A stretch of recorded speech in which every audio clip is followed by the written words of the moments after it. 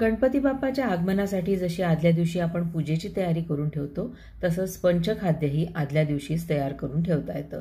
ख अक्षरापासून सुरू होणारे 5 जिन्नस म्हणजे खोबरं, खडीसाखर, खारीक, खिसमिस आणि खसखस हे 5 जिन्नस घेऊन हा प्रसादाचा प्रकार केला जातो, जो अतिशय चविष्ट लागतो. मेजरिंग कपनी 1 कप इतकं मी सुकं खोबरं किसून घेतलं आहे. ते 5 मिनिटं भाजून घेते आहे. 5 मिनिटांनंतर याच कढईत मी 2 मोठे चमचे खसखस घालून तीही भाजून घेणार आहे. दोन्ही जिन्नस चांगले खरपूस भाजून घ्यायचे आहेत. आज यामध्ये मी खारकेची जी पूड घालणार आहे ती मी रेडीमेड आणलेली आहे, त्यामुळे कधी सादळली असेल काय असेल म्हणून मी तीही 1-5 मिनिटं यामध्ये परतून घेणार आहे.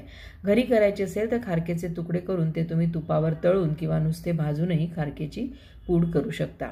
आता यात खारकेची पूड मी अर्धा कप घालते आहे आणि नंतर 2 मिनिटं हे परतून आपण गॅस बंद करणार आहोत. हे सगळे आपल्याला जिन्नस आता जे गरम झालेले आहेत, चांगले भाजल्या गेले आहेत, ते गार करून घ्यायचे आहेत. ते गार होईपर्यंत खडीसाखरेचे मोठे मोठे खडे आहेत ते बारीक कुटून आणि मिक्सरमधनं मी त्याची पावडर करणार आहे.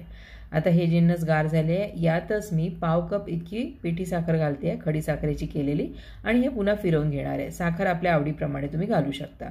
अर्धा चमचा वेलदोड्याची पूड घातलेली आहे, थोडेसे खिसमिस घातले आणि हे सगळं आता आपण एकत्र करून घ्यायचं की आपलं चविष्ट असं पंचखाद्य तयार झालेलं आहे. जास्त प्रमाणामध्ये हे करून ठेवावं म्हणजे आयत्या वेळी कुणालाही हातावर प्रसाद द्यायला हे हाताशी मिळतं. गणपती बाप्पा मोरया.